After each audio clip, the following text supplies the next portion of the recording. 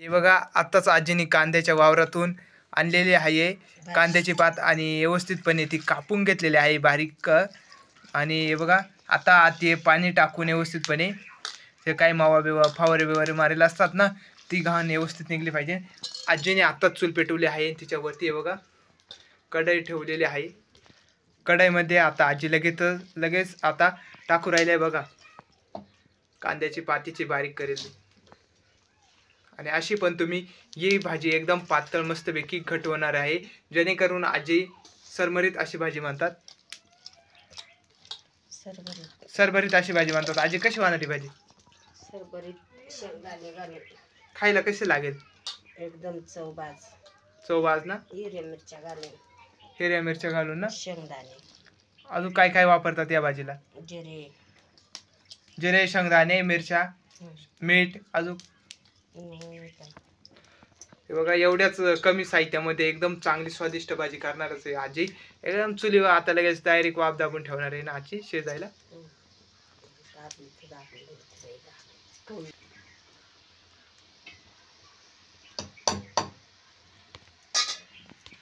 हे बघा आजीने अगोदरच मिरच्या खुडून ठेवलेल्या त्या वावरातून आणून कवळ्या मिरच्या एकदम बारीक आहे बघा. आणि लगेच इकडे आपले मिक्सरचे भांडे रेडीमेड आहे ठेवून चांगले धुवून आणले. आणि आता मिरच्या बारीक आहे पण चिकट असं ना आजी जास्त मिरच्या बारीक असून पण चिकट आहे भरपूर. आता त्या भांड्यामध्ये टाकताय बघा टाकले आहे भांड्यामध्ये.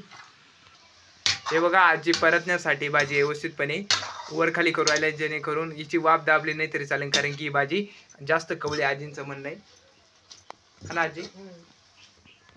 हे बघा आजी जास्त करून पळीनं का भाजी दाबताय जेणेकरून भाजीची लवकर शिजल. आणि अशा प्रकारे तुम्ही पण दाबली पाहिजे भाजी. आणि इकडे आपले मिक्सरच्या भांड्यामध्ये घेतलेल्या आहे मिरच्या. हे बघा आजींनी आता जिऱ्याची पुडी घेतलेली आहे खाली आणि तवलीमध्ये शेंगदाणे. हे बघा आजी डायरेक्ट मिक्सरच्या भांड्यामध्ये आता जिरे टाकलेले आहे आणि एका थाटा म्हणजे थोड्याशा झाकणामध्ये शेंगदाणे अंदाजानुसार घेऊन राहिली भाजीच्या आणि लगेचच टाकलेले आहे. हे बघा भाजीला न पाणी टाकता आवश्यक पाणी उतरलेलं आहे. का पाणी उतरलं आजी? कवळी भाजी असल्यामुळे पाणी जास्त उतरलेलं आहे भाजीला. आता शिजव ना आजी लगेच का शिजली असन? आता फक्त मिक्सर मधून मिरची वाटून येऊन तर आजीची भाजी लगेच शिजणार आहे. चुलीवरती एकदम जोरात जाळ चालू आहे आणि कवळी भाजी असल्यामुळे लवकर शिजू राहिली. बघा आता आजीनी भाजी कवळी असल्यामुळे लवकरच शिजलेली आहे आणि लगेचच थाटामध्ये काढून घेतलेली आहे एका प्लेटीमध्ये जेणेकरून ती आता फोडणी द्यायची आहे ना भाजीला आपल्याला. मग त्याच्यानंतर आपली भाजी खरी होणार आहे. पहिल्यांदा शिजून घेतली. आता आजी जवळजवळ 2.5-3 ओघळ्या तेल टाकेन कारण की बारीक ओघळी ना आजींची. पण कमी तेलामध्ये आजी स्वादिष्ट भाजी करते बघा.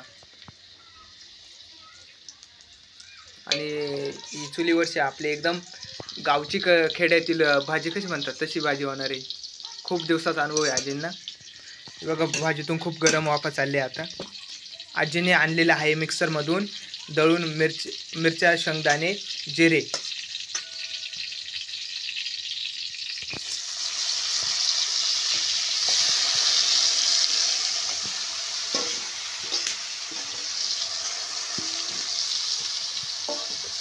हे बघा आजीने टाकलेली आहे भाजी तेलामध्ये आणि व्यवस्थित आता चांगली परतून घ्यायची आहे तेलामध्ये.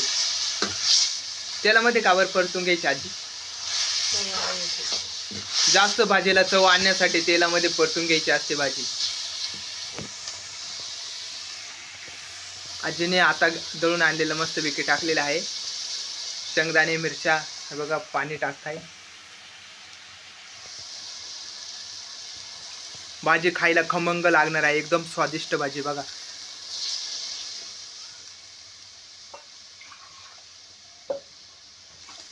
हलव ना थोडं. हे बघा आजीने आता व्यवस्थितपणे भाजी हलवून घेतलेली आहे.